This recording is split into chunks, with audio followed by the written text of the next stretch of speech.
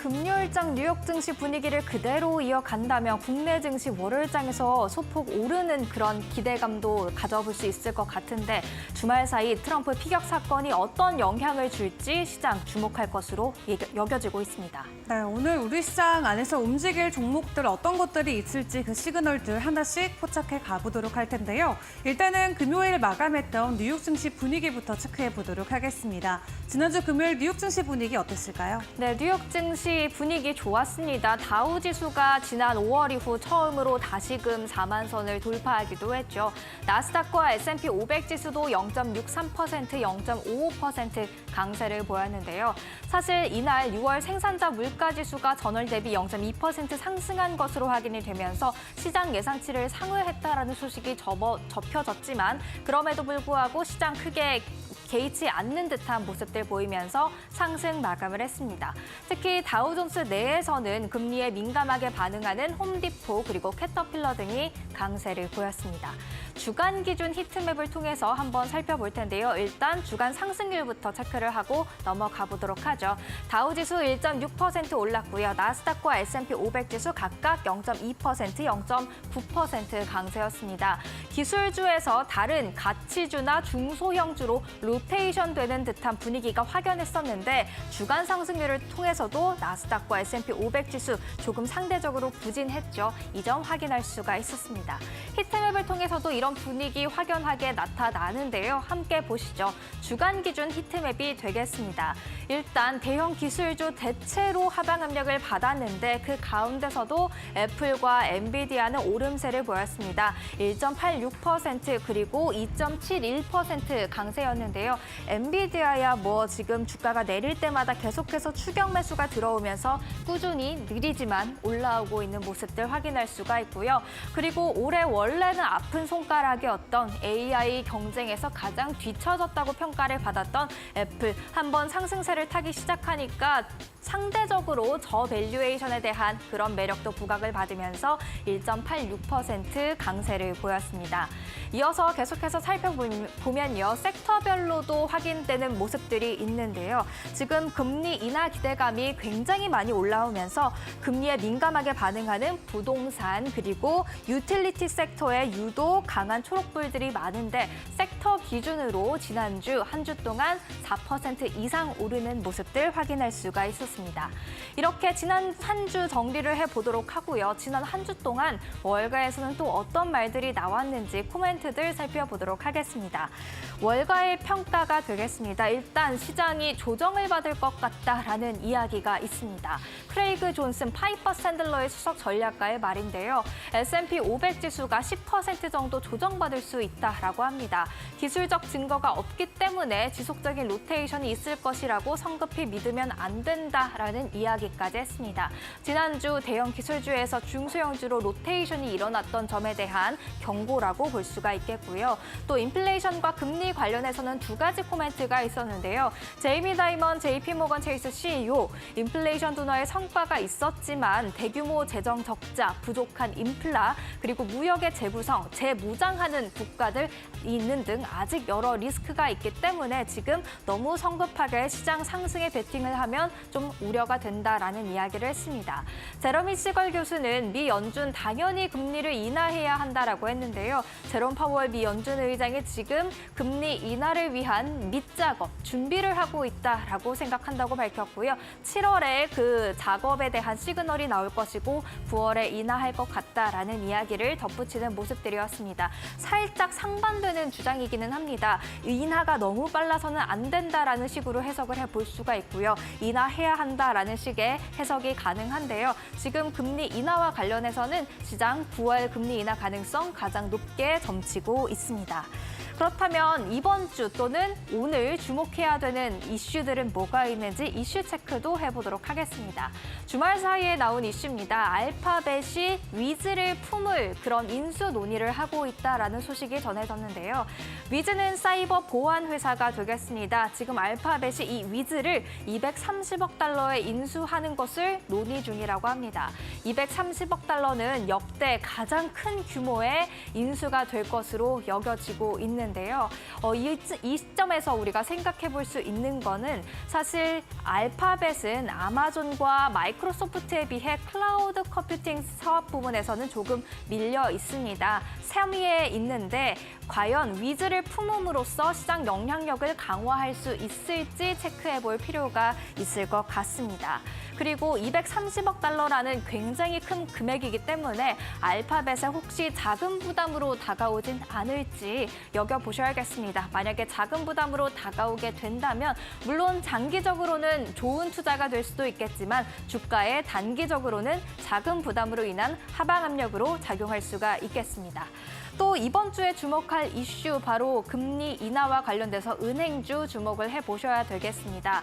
지금 순이자 마진을 분기별로 정리한 건데요. 다 하락 추세에 있다라는 것을 확인할 수가 있겠습니다. 사실 고금리면 대출이자가 많이 들어오기 때문에 이자 마진도 증가할 것으로 기대를 해볼 수가 있겠었지만 지금 상황이 조금 다릅니다. 고금리가 장기화되면서 이제는 은행들마저도 조금은 힘들어하는 상황이 되고 있다라는 것을 확인할 수가 있는데요. 월스트리트저널 같은 경우 금리 인하가 은행에 도움이 되기 전 상황을 먼저 악화시킬 수 있다라는 코멘트를 했습니다. 대출 증가는 더딜 텐데 이자 수입은 감소할 수 있다라는 겁니다. 무슨 뜻이냐? 지금 조금의 금리 인하만으로는 대출이 증가할 여력이 없다라는 겁니다.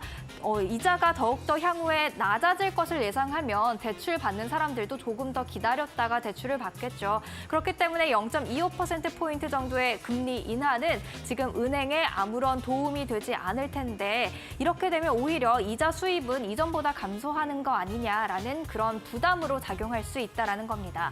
그렇기 때문에 이렇게 하락 추세에 있는 이자 마진이 언제쯤 다시 반등할 수 있을지 은행들의 실적이 더욱더 탄탄해지는 계기가 마련될 수 있을지 체크를 해보셔야겠습니다.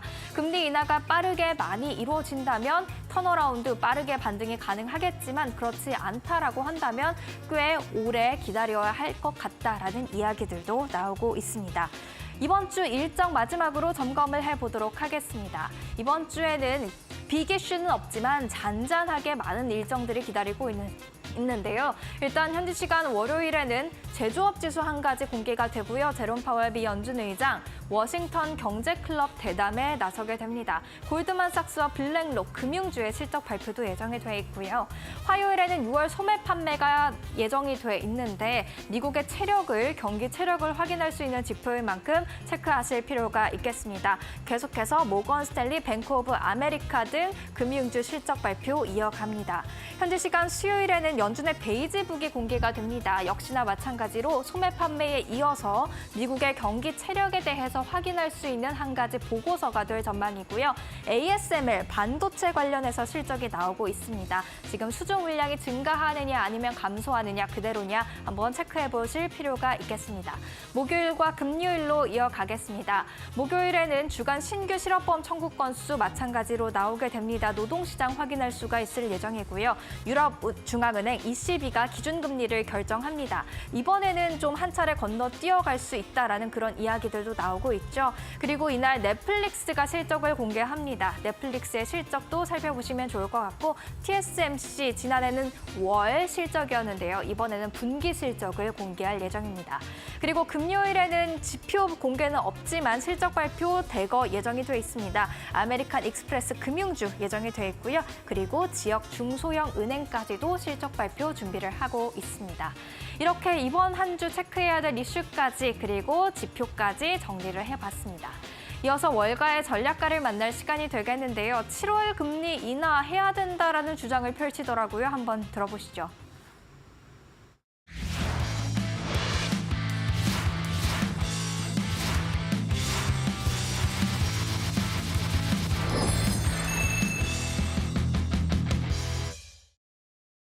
Well, this rally that we're having is really driven by two factors. The first was the very dovish CPI print that we had this week. We had PPI, and the headline saw it's actually above consensus, but when you really dig in, it was below consensus when you exclude wholesale trade, which is very obscure and irrelevant.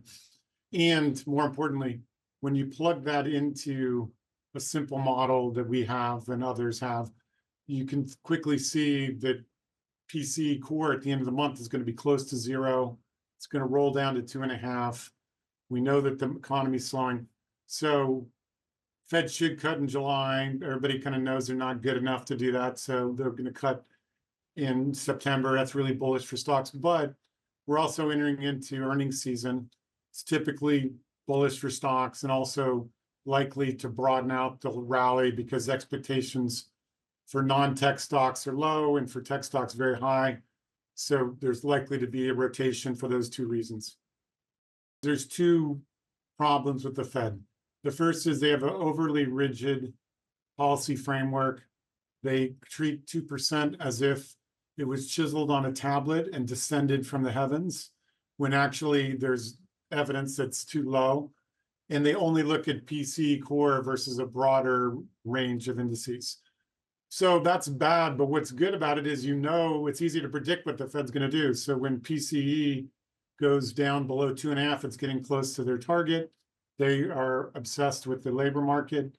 That's weakening. So it's clear that they should cut. The only reason they won't cut in July is that they don't trust their own forecasting. They've been horrifically bad forecasters of inflation. They should cut in July, but they definitely will cut in September.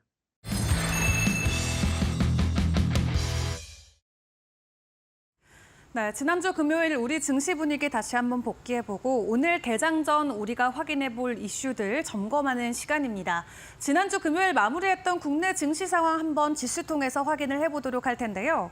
일단 지난주 코스피와 코스닥 모두 하락세로 마무리가 됐었습니다. 특히 코스피 쪽에서의 가격 하락, 지수 하락이 크게 나왔었는데 그 전날 미국 증시에서 N7 관련주들의 주가 하락과 함께 코스피 지수도 크게 부담을 받았었고요. 1% 가격 조정이 나오면서 2,857선까지 내려갔습니다. 그리고 코스닥 같은 경우도 0.2% 약보합권에 머물면서 850선에 맞췄는데 긍정적이었던 6월의 물가 지표 그리고 대량주 위주로의 가격 상승이 있었음에도 불구하고 지수단에서는 하락세를 면치 못했던 하루를 보냈습니다. 그렇다면 외국인과 기관 쪽에서 관심을 보였던 종목들은 어떤 것들이 있었을까요? 순매수 탑5 리스트 통해서 확인을 해보도록 하겠습니다. 먼저 외국인들의 순매수 상위 종목입니다. 지난주에 두산그룹 관련된 이슈가 시장에 있었죠. 저희 뒷순서를 통해서 자세한 이슈 확인을 해보도록 하겠고요. 일단 외인들의 순매수 상위 종목에는 두산 로보틱스와 두산 에너빌리티가 위치해 있고요. 유한양행 같은 경우는 8월 달에 FDA로부터 승인받을 수 있을지에 대한 여부가 남겨져 있는 만큼 임상 3상과 관련된 기대감으로 유한양행 52주 신고가 지난주 금요일 다시 한번 돌파하면서 순매수 상위 종목에 이름을 올리기도 했습니다. 그리고 HLB 같은 경우는 좀 가격 하락이 나왔는데 일단 이 FDA와 관련해서 추가적으로 서류를 언제 제출할 건지 많은 분들이 기다리고 계시죠. 일단 회사 측에서는 9월이나 10월 중으로 제출할 수 있다라는 소식을 전해왔는데 이 투자자들이 예상했던 것보다는 조금 시기가 늦춰지면서 현재 기대감으로 있었던 매물들이 많이 추리하는 모습이 나왔습니다. 그럼에도 불구하고 외국인들은 강하게 매수하는 종목에 이름을 올리기도 했고요. 또 비만 치료제 관련해서 펩트론 여전히 관심을 받고 있고 알테오젠 같은 경우도 저희가 지난주 금요일에 함께 확인해봤던 이슈였는데 중국 쪽으로 기술 이전을 했던 그 품목이 중국 당국으로부터 허가를 받으면서 시장에서는 관심을 또 받기도 했습니다. 기관 쪽에서는 어떤 종목들에 관심을 보였는지 리스트 통해서 확인을 해보도록 할 텐데요. 일단 두산 쪽에서도 기관 쪽에서도 두산그룹주가 1위에 이름을 올리는 모습이었습니다. 두산밥켓이 순매수 상위 종목 1위권에 이름이 올려져 있고요. 또 JYP 엔터테인먼트가 오랜만에 순매수 상위 종목에 이름을 올렸습니다. 이 와우패스라고 불리는 외국인들 전용의 카드가 있는데 선불 결제 카드인데요. 이 와우패스에게 전략적인 투자를 진행했다는 소식과 함께 장중에 간만에 반등세를 보였고요. 또 에코프로 관련주들이 여전히 상위권에 이름을 올렸습니다. 올리고 있는 모습도 포착해 보실 수 있었습니다. 그렇다면 섹터 단으로 이슈와 종목에서는 어떤 움직임이 보였을지 확인을 해보도록 할 텐데 일단 로봇 쪽에 관련해서 이슈가 있었습니다. 두산 로보틱스 이슈로 인해서 로봇 관련주들이 일제히 오름폭을 키웠던 하루였는데요. 이 두산 로보틱스가 두산 바켓을 100% 자회사로 편입한다라는 소식이 전해졌습니다. 두산 바켓 같은 경우는 원래 두산 에너빌리티 아래에 있던 자회사였는데 지금 두산 로보틱스 같은 경우는 적자 회사임에도 불구하고 두산 바켓을 100% 자회사로 가져간다라는 소식에 일단 로보틱스 쪽은 긍정적이었고요. 다른 종목들은 되려 주주 면에서는 굉장히 좀 실망스러운 정책이다라는 이야기들이 계속 나오고 있는 상황입니다. 일단 두산 로보틱스는 23% 강세 흐름을 이어갔고 대동교나 휴림 로봇 또한 10% 이상의 상승 흐름을 이어갔는데 해당 기대감이 계속 작용될 수 있을지 혹은 실망 매물로 다시 한번 시장이 흔들릴지 지켜보시고요. 또 지난주 금요일에 국내 시장에서도 건설 관련주들이 정말 오랜만에 주가 상승으로 이어졌습니다. 그 전날에 미국 증시에서 이 미국 증시에 상장돼 있는 주택 건설 관련주들이 좀 큰 폭의 가격 상승을 보이면서 동반 상승하는 모습이 국내 증시에도 나왔고요. 9월 달에 금리 인하한다라는 기대감이 시장에 강하게 존재하고 있는 만큼 지난 한 주 동안 미국에서 건설 쪽 관련주들이 두 자릿수 이상의 상승 흐름을 보였고요. 관련주들이 이미 지난주 금요일에 올랐지만 오늘도 추가 상승이 나올 수 있을지 해당 부분도 확인을 해보시죠. 마지막으로 코오롱 그룹주들 지난주에 상한가 안착하는 모습이 나왔죠. 코오롱 티슈진이 상한가 들어갔고요. 코오롱 생명과학은 22%의 상승 흐름을 보이기도 했습니다. 국내에서는 이미 퇴출당한 인보사가 현재 미국 3상을 완료했다는 소식이 전해지면서 바로 상한가에 안착하는 좋은 모멘텀이 되어졌는데요. 이 골관절염 세포 유전자 치료제로 불리는 인보사 같은 경우는 국내 기업으로는 최초로 미국 임상 3상 때 1,000명이 넘는 환자들을 대상으로 연구를 진행했다라는 소식이 전해지기도 했습니다. 그렇기 때문에 국내에서 진행되고 있는 소송에도 많은 투자자들이 관심을 보이고 있는데요. 긍정적인 결과로 다시금 추가 상승을 만들어낼 수 있을지 확인을 해보시죠. 그리고 오늘 개장 전 우리가 확인해 볼 이슈들도 체크를 해보도록 하겠습니다. 주말 사이 세계를 깜짝 놀라게 했던 트럼프 피격 사건, 오늘 국내 증시의 대표적으로 방산주들의 움직임 확인을 해보시는 게 좋을 것 같습니다. 사실 이미 K방산주들 흐름 나쁘진 않았습니다. 올해 대규모 수주를 연달아서 만들어내면서 이미 기대감은 많이 올라간 상황이었는데요. 일단 이번 피격으로 인해서 트럼프의 재선 가능성이 굉장히 높아지고 올라가고 있는 상황이죠. 그렇기 때문에 미국 측에서는 트럼프가 재선이 되면은 다른 국가들로 방위비를 더 늘려야 한다라는 부담감을 줄 수 있는 만큼 내년에도 내후년에도 K방산 쪽들이 계속해서 수혜를 받을 수 있다라는 기대감이 나오고 있습니다. 올해 방산 수출액 같은 경우는 이미 200억 달러가 넘은 상황인데 전년 대비해서도 50% 가까이 증가된 모습이었고요. 여기서 멈추는 게 아니라 방산 안에서의 대형주들 수출 추가적으로 증가될 수 있다라는 기대감이 있습니다. 관련주들 지난 한 주도 분위기는 나쁘지 않았는데 금요일 종가 현황은 어떠했을지 가격 바로 확인해 보시죠. 네, 관련주들 흐름 보시면 LIG 넥스원만 지난주 금요일에 1%의 상승 흐름을 보였고요. 나머지 종목들은 일단 하락으로 전환이 됐었는데 한화 에어로스페이스 같은 경우는 지난 2년 동안 이미 400%에 가까운 상승 흐름을 보이기도 했습니다. 한 차례 쉬어가는 구간에 들어와 있는데 오늘 트럼프의 피격 사건이 방산 관련주들의 주가에는 어떤 영향이 되어줄지 함께 지켜보시죠. 이어서 두 번째 이슈 확인을 해보도록 하겠습니다. 또 주말 사이 단독으로 전해졌던 보도였는데요. 이 세계 최대 자산 운용사죠. 블랙락이 한국의 비중을 늘린다라는 소식이 전해졌습니다. 이미 국내 6개 운용사와 접촉한 사실이 전해졌고요. AI나 반도체 섹터들 안으로 수혜가 현재 크게 기대가 되고 있는 상황인데 이 블랙락 같은 경우는 아시아 펀드 4개 정도를 가지고 있습니다. 그 안에 한국 증시의 비중이 있는데 총 2조 원 규모지만 우리나라 증시의 비중은 3천억 원 내외밖에 안 되는 상황이라고 합니다. 하지만 최근에 한국 시장 분위기가 좋다라고 판단해서 기회였을지 한국 시장에 대한 관심을 계속 높여가면서 추가적으로 투자하겠다라는 입장을 지금 굉장히 적극적으로 보여주고 있고요. 또 우리 정부가 진행하고 있는 밸류업 연착륙 여부와 관련해서 다른 세계적인 글로벌 운영사들도 우리 시장에 관심을 보여줄 것으로 기대감이 나오고 있는 상황입니다.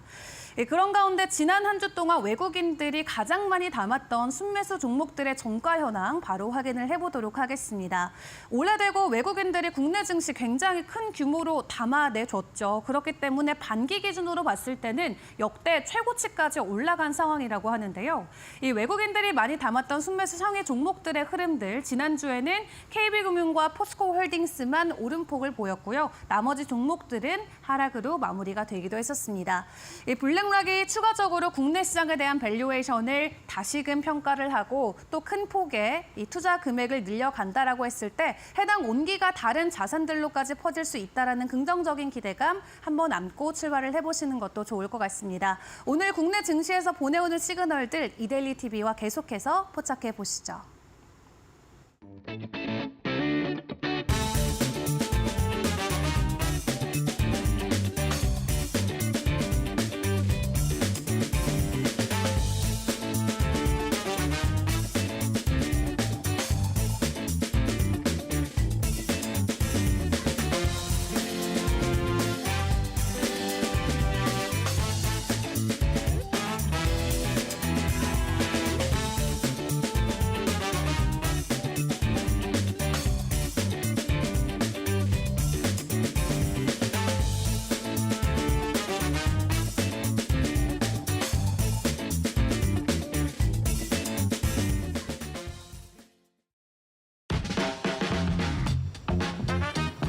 네, 여러분 주말 잘 보냈습니까? 7월 15일 월요일입니다.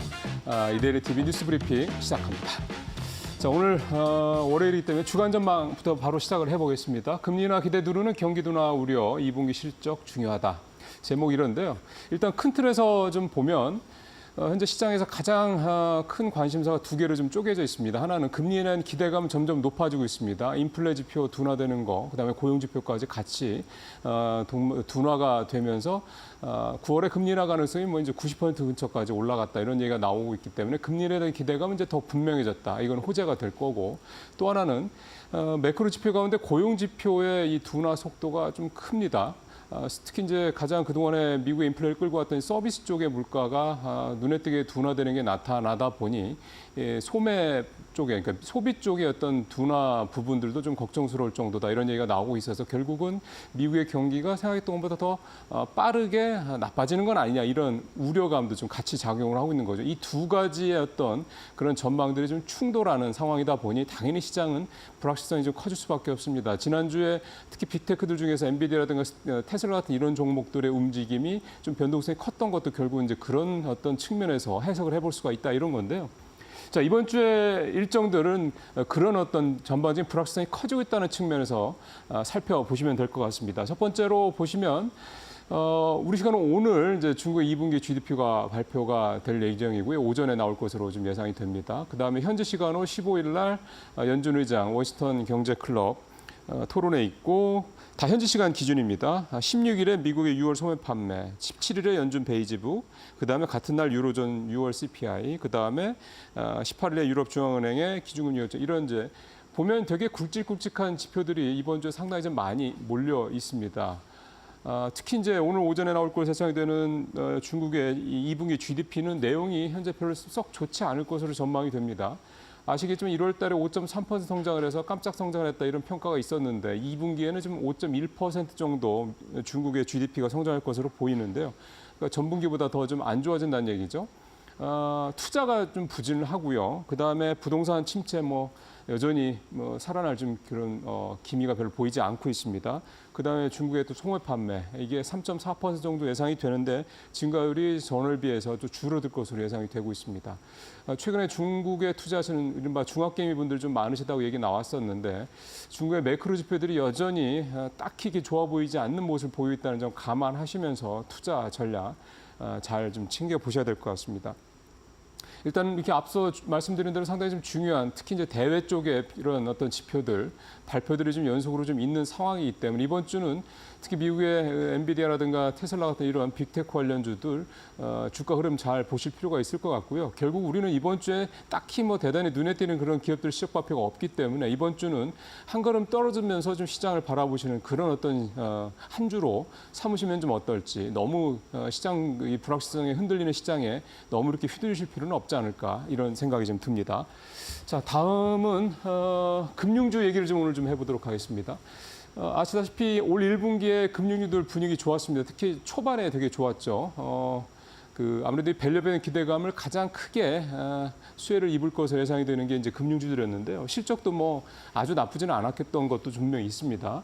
1분기에 1, 2분기, 그 상반기에 좋았던 금융주들 하반기에도 좀 긍정적인 기대감들이 많이 나오고 있는데 일단 실적 얘기를 좀 해보면 금융주들이 가장 걱정을 했던 게 1분기에는 아시는 것처럼 홍콩 ELS 충당금 문제였지 않습니까? 근데 2분기에는 부동산 PF 충당금 문제가 가장 큰 변수가 될 것 같습니다. 실적에. 근데 지금까지 나오고 있는 시장의 컨센서스를 보면 걱정했던 것만큼 그렇게 충당금 규모가 크지는 않을 것이다라는 그런 비교적 긍정적인 그런 전망들이 나오고 있습니다.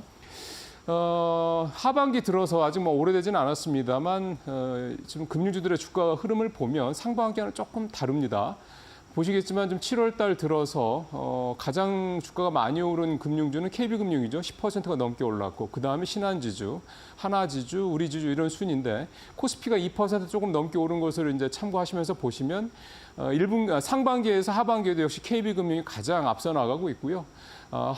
상반기에 조금 부진했던 신한지주가 하반기 들어서는 KB에 같이 근접하는 그런 모습을 보이고 있습니다. 반면에 상반기에 KB와 함께 가장 앞서 나갔던 하나가 하반기에는 조금 주춤한 모습을 보이고 우리금융이 일단 4대 지주자 중에서는 제일 낮긴 한데 우리주는 뭐 잘 아시는 것처럼 최근에 적극적인 M&A를 펼치면서 그 이유를 좀 준비를 하고 있는 그런 모습입니다. 이번 2분기 실적도 역시 보시는 것처럼 KB나 신한 모두 이렇게 나오는데 상반기에도 신한금융이 그 이익 규모로는 KB를 앞섰던 것처럼 하반기에도 신한이 또 앞설 것이라는 전망이 나오고 있다는 점도 참고하시면 좀 도움이 될 것 같고요.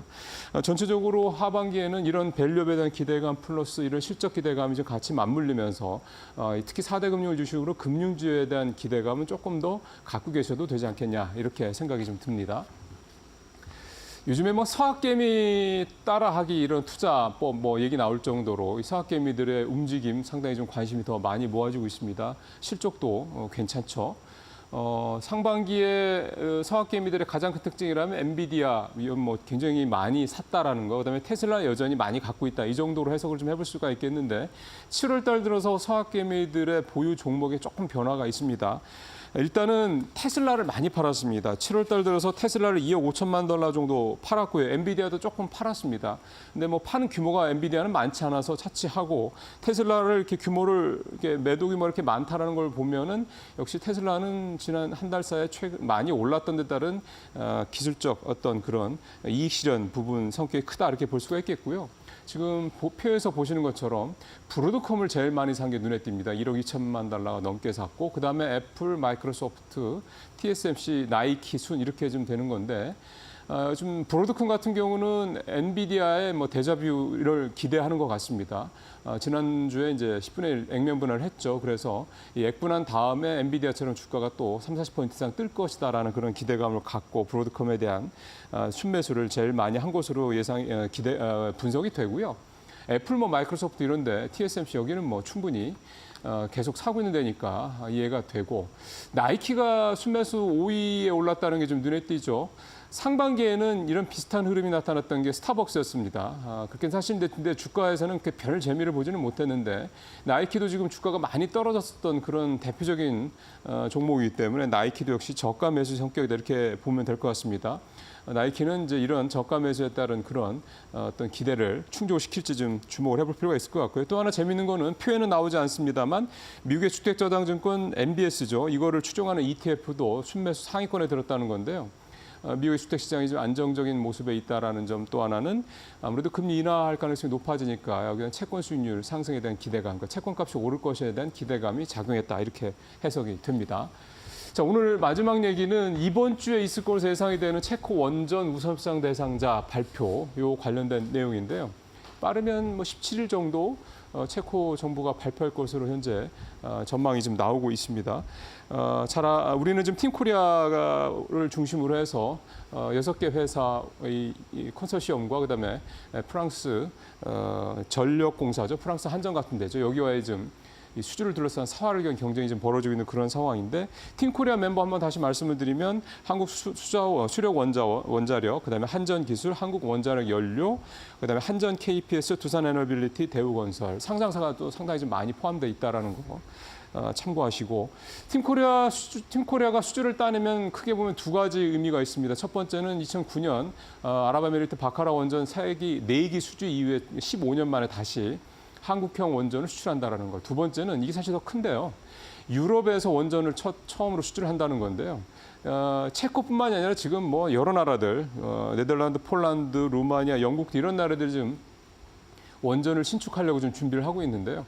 만약 체코 원전을 우리가 따낸다 그러면 다른 유럽의 국가들 원전 수주 경쟁에서도 좀 더 유리하지 않겠느냐. 물론 다 따올 수는 없겠지만 좀 유리하지 않겠냐는 기대감이 좀 나오고 있습니다. 반면에 프랑스의 강점은 역시 마크롱 대통령이 목소리 크지 않습니까? 유럽 내에서 이 마크롱 대통령 중심으로 프랑스가 이제 유럽 내에 있는 나라라는 것. 또 하나는 프랑스가 전 세계에서 가장 많은 원전을 보유하고 있는 나라라 보니까 그만큼 이 원전 강국이죠. 기술, 노하우 이런 것들이 있다라는 거 무시 못하는 겁니다. 이런 부분들이 상당히 프랑스의 강점이라고 볼 수가 있겠습니다.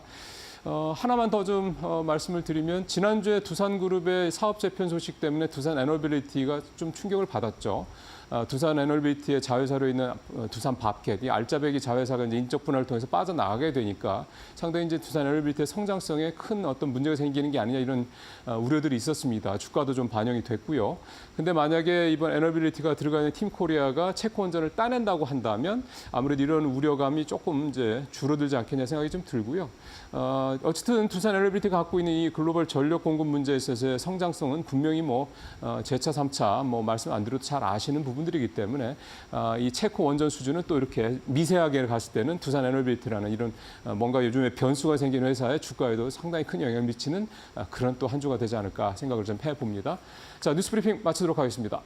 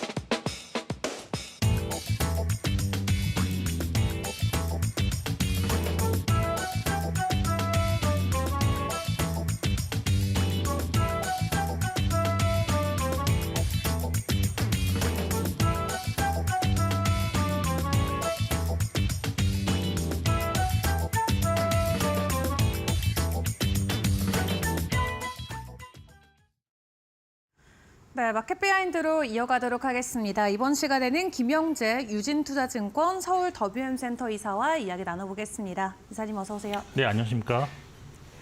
네, 지난주 우리가 일단 CPI 확인을 했고 시장이 9월 금리 인하에 대한 기대감을 계속해서 높여가고 있는 상황입니다. 그에 따른 구체적인 투자 전략 다시 한번 점검이 필요해 보이는데 일단 지난주에 발표됐던 CPI 어떻게 보셨을까요?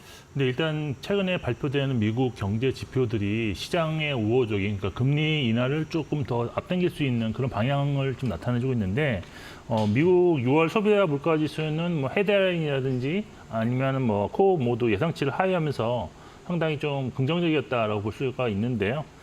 특히 헤드라인 CPI 같은 경우는 전월 대비 한 0.1% 정도 하락했는데 2020년 3월 이후에 거의 4년여 만에 지금 처음으로 전월 대비 하락하는 모습이었고 코어 CPI 역시 2021년 1월 이후에 가장 낮은 성장률 때인 0.1%를 플러스 기록했다는 점에서 이제 연준이 바라는 물가 안정 구간에 진입했을 가능성이 매우 높아졌다라고 할 수 있겠습니다.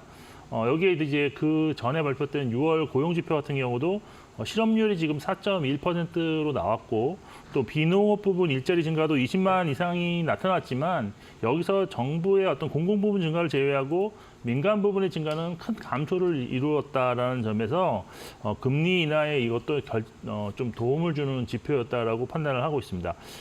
그래서 지금 보면 이제 패드와치가 제공하는 이제 9월에 금리 인하 확률의 변화를 좀 살펴봐야 될 것 같은데 이제는 이게 이제 90.3%까지 나타나고 있습니다. 그래서 지난주 대비 18%포인트 정도 상승한 것이고 또 이제 9월만 보는 게 아니라 지금 11월이라든지 12월에 있던 FOMC의 어떤 금리 인하 확률도 좀 봐야 되는데 11월도 지금 추가 인하 확률이 지금 56.3%로 나와 있고요. 12월에 또 한 번 차례 좀 확률이 낮아진 확률이 지금 50.6%로 나와 있어서 시장은 이제는 최대 이제 3회까지 3번 정도 추가 인하 가능성이 있겠다라고 기대하는 모습이 나타나고 있습니다. 국내 같은 경우는 이제 한국은행이 미국과의 어떤 금리 격차가 벌어져 있기 때문에 당장 선제적 금리 인하하기는 좀 어렵다라고 보고 있지만 물가가 추가적으로 안정되고 또 미국이 금리 인하를 하는 그런 모습을 보고 확인한 다음에는 금리 인하를 실시할 것으로 볼 수 있다라고 보고 있습니다. 다만 연준이 지금 기준금리 내려도 지금 미국 대선에서 지금 주말 사이 트럼프 후보의 어떤 암살 시도로 인해서 트럼프 후보가 당선될 확률이 더 높아졌다라고 볼 수밖에 없는데 만일 트럼프가 대통령이 된다면 결국은 감세 정책이 가장 주를 이룰 것인데 그렇다면 결국 재정의 어떤 적자를 메우기 위한 추가적인 국채 발행이 크게 늘 수 있습니다. 그래서 결국 금리가 이제 실질 금리는 큰 폭으로 하락하지 않을 가능성도 있기 때문에 이런 것도 고려한 투자 전략이 좀 하반기에는 좀 필요하지 않을까라고 판단을 하고 있습니다. 네, 일단 지난주 우리가 함께 확인해봤던 CPI 시장의 예상치를 오히려 하회하는 모습이 나오면서 지금 올해 금리 인하 3차례까지도 가능하다라는 이야기까지 나오고 있는 상황인데요. 그에 따른 주식 투자 전략들 저희가 계속 꼼꼼히 체크를 해보고 있는데 일단 대표적으로 지난 한 주 동안도 건설 쪽이나 태양광과 같이 신재생 관련주들의 상승이 있었고요. 또 우리가 되려 수혜를 받아갈 것 같다라고 느꼈던 은행 관련주들 실적을 막상 발표를 해보니까 그와 함께 주가는 되려 하락하는 모습이 포착이 되기도 했었습니다. 이렇게 금리의 변화에 따라서 수혜를 받는 종목들도 있고 또 우리의 예상치를 엇나가는 종목들도 있는데 어떤 전략들을 세워봐야 될지 업종별로 투자 전략 한번 챙겨보도록 하겠습니다.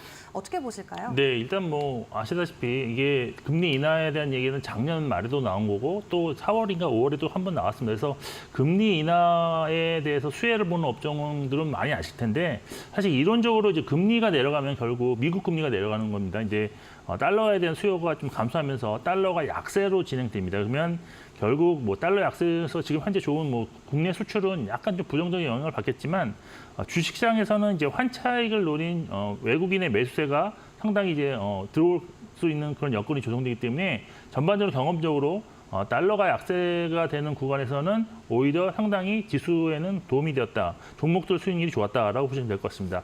그리고 이제 금리가 하락하면서 투자를 많이 해야 되는 기업들 같은 경우에는 자금 어떤 조달 비용이 하락하면서 재무 구조 개선이라든지 또 투자 활동이 좀 활발해질 수 있는 그런 상황이 놓여지게 됩니다.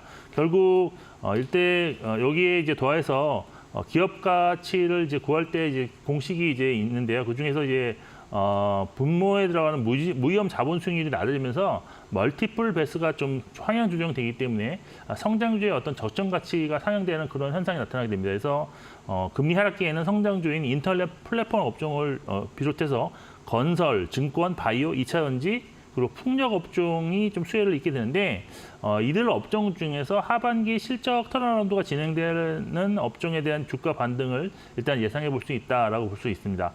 또 이제 금리가 하락하면서 시중 유동성이 더 풍부해지면 결국 실물 자산 가치가 올라갈 가능성이 높습니다. 그래서 부동산도 가치도 올라가고 어떤 상품 가치도 올라갈 수 있는데 여기에 이제 이것을 해지하기 위한 금에 대한 수요도 늘어날 수 있기 때문에 금 ETF 또는 금 매출이 증가하는 종목들에 대한 관심도 높아질 수 있다라는 점 참고하실 필요가 있을 것 같습니다. 근데 이제 앞서 말씀드린 대로 이제 트럼프 후보가 대통령이 될 가능성이 높아지면 사실 실질 금리가 기준금리가 하락함에도 불구하고 잘 안 떨어질 가능성이 있기 때문에 높은 금리 수준이 유지될 때 수혜를 보는 은행, 보험업종도 하반기에는 좀 관심을 가질 필요가 있다라고 보고 있고요. 결론적으로 이제 올해 하반기는 높은 금리가 지속됨으로 인해서 상당히 지금 추가적으로 지속적으로 주가가 하락한 고금리 피해 업종에 대한 관심을 좀 높이는 시기로 좀 활용할 필요가 있다라고 결론을 내리겠습니다. 네, 그리고 그 안에서도 소외됐던 업종들, 대표적으로 건설 쪽 우리가 생각을 해볼 수 있겠는데 지난 한 주 동안 미국에서 건설 관련주들 주가 흐름 나쁘지가 않았습니다. 또 그에 대한 긍정적인 여파로 인해서 지난주 금요일 우리 증시에서도 관련주들의 변동성이 한 차례 나오기도 했었는데 앞으로 건설업 쪽의 주가는 또 어떻게 될지도 굉장히 궁금한데 업황 자체에 대해서는 어떤 의견 있으실까요? 네, 사실 건설업에 대해서 지금 사실 말하는 어떤 전문가들이 별로 없는 것 같습니다. 왜냐하면 지금 업황 자체가 그렇게 좋지 못하고 또 실적에 대해서도 아직까지 확신을 갖는 구간이 아니기 때문인데 그래서 저는 개인적으로 한번 건설업에 대해서는 조금씩 공부를 해볼 필요가 있겠다라고 해서 오늘 건설업 좀 준비해 봤는데 올해 코스피 건설업종 지수가 지금 한 0.6% 하락해서 7.6% 상승한 코스피 대비 상당히 부진한 흐름을 기록했고 또 이것은 2021년 7월 이후에 3년 연속 하락세를 지속하고 있다는 특징이 있습니다. 근데 이 건설업종 지수에는 약간 변수가 있는데 어떤 삼성물산은 유통업으로 편입돼 있고 또 다른 그 삼성 E&A 같은 경우는 또 서비스업 쪽으로 지금 편입돼 있기 때문에 이 건설업 자체는 이제 순수하게 건설 위주로의 종목만 포함된다라고 보시면 될 것 같습니다. 부진했던 원인은 여러 가지가 있겠지만 사실 실적 성장세가 멈추고 좀 실적이 좀 하락 전환하는 종목들이 다수 있었다라고 좀 보고 있는데 이 같은 원인은 고물가에 따른 공사비 증가로 인해서 건설 수요가 감소했고요. 또 고금리 지속에 따른 유동성이 좀 둔화된 점, 그리고 일부 건설업체에서는 아파트 부실 시공이 나타나면서 어떤 재시공이라든지 이런 거에 따른 좀 금액이 좀 추가적으로 발생하는 비용 발생이 있었고, 또 이제 큰 원인 중에 하나가 이제 내국 사태 이후에 PF 우발 채무 우려감이 있었기 때문에 전반적인 투자 심리 위축이 나타났다라고 보시면 될 것 같습니다. 해외 부분도 사실 고유가가 지속되면서 상당히 좀 좋은 상황이었지만 국내 업체들은 수주가 좀 부진했다는 점에서 기대감을 충족하지 못했기 때문에 주가 하락한 면도 좀 있다고 보고 있습니다. 일단 주택 관련 지금 현황을 알아보기 위해서는 건설 관련 지표를 좀 살펴봐야 되는데 크게 이제 인허가, 건축 허가 면적, 수주, 분양, 착공으로 이제 분류할 수 있고 여기서 주택 인허가 실적이 4월 누계 이제 10만 2천 호인데 이게 17개월 연속 감소한 수치가 나온 것입니다. 그리고 5월 누계 전국 건축 허가 면적도 17개월째 감소하고 있고, 근데 이것이 왜 중요하냐면 보통 인허가 이후에 이제 수주, 분양, 착공수로 진행되는데 이게 건축물 공급의 절차상으로 본다면 인허가 건축 면적이 감소했다는 건 결국 향후 업황도 부진할 수밖에 없다는 그런 시그널이라고 지금 해석되고 있기 때문입니다. 수주도 사실 14개월 연속 감소를 하고 있는데 그렇지만 감소폭은 연초 39% 마이너스에서 지난달에는 마이너스 5%로 지금 축소되고 있다는 점은 좀 긍정적이게 볼 수 있고, 분양과 착공의 경우에는 좀 늘고 있는데요, 전년 대비. 그런데 이것이 지금 하반기에 정부가 실시하고 있는 부실 PF 정리, 사업자 정리를 앞서서 좀 서둘러서 분양과 착공을 했다라는 결과로 해석되고 있습니다. 그런데 이제 주목하실 필요가 있는 것은 주택 관련 지표는 상당히 좋다는 점인데요. 최근 서울을 중심으로 이제 8주 연속 가격 상승세가 진행되고 있는데 아무래도 금리나 기대감이 좀 있고 여기에 내년 입주 물량이 크게 감소하는 그런 점도 있습니다. 그리고 전세 가격이 이제 59주 상승하고 있는데 연속으로 아무래도 지금 빌라 기피 현상으로 인해서 상대적으로 안전한 아파트 수요가 지금 크게 증가했기 때문입니다.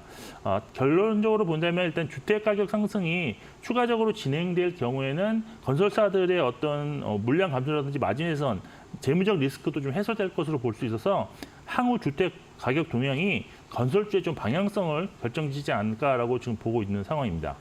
네, 이제 금리 인하 시기와 맞물려서 기대감이 올라가고 있는 건설 업종 함께 확인을 해봤는데 그 안에서 우리가 어떤 종목에 집중해보면 좋을지도 궁금합니다. 짧게 종목명만 확인 가능할까요? 네, 일단 장단기로 좀 구분하셔야 되겠는데 단기적으로 대우건설이랑 LX하우시스를 좀 보셔야 될 것입니다. 대우건설은 포인트는 이겁니다. 7월에 수주가 예상되는 그런 큰 건이 있는데 아시다시피 지금 7월 17일 체코 원전 입찰 관련 우선 협상자 대상에서 단독으로 지금 대우건설이 참여했습니다. 콘소시엄에.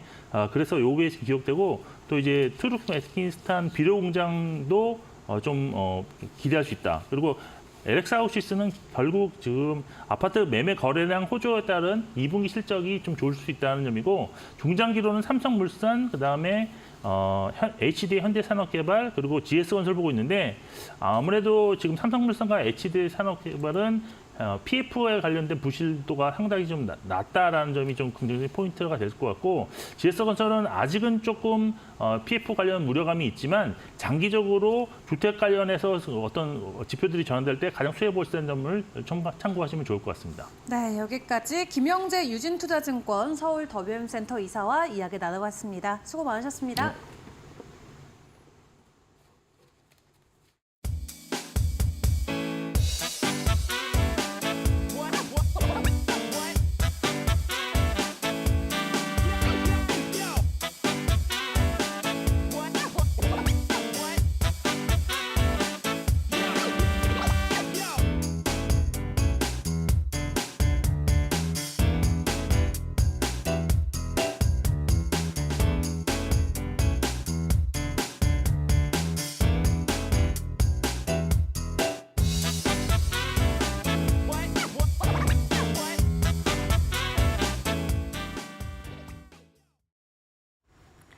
오늘은 주말 사이 빅 이벤트가 있었던 만큼 국내 증시도 방향을 어느 쪽으로 잡을지 굉장히 중요한 분수령 하나를 만나지 않을까라는 생각이 듭니다. 네, 지난주 금요일에 또 국내 증시가 이미 한 차례 또 쉬어갔던 만큼 큰 폭의 조정이 있었던 만큼 오늘 해당 이슈로 인해서 움직일 수 있는 종목들의 변동성 일단은 기대로 저희가 기다려봐도 좋을 것 같은데요. 구체적인 시그널들 계속 저희와 함께 하시면서 개장까지 쭉 지켜보시길 바라겠습니다. 저희 오늘 준비한 소식은 여기서 마무리 짓고요. 내일 아침 같은 시간에 다시 인사드릴게요. 함께해 주신 여러분 고맙습니다.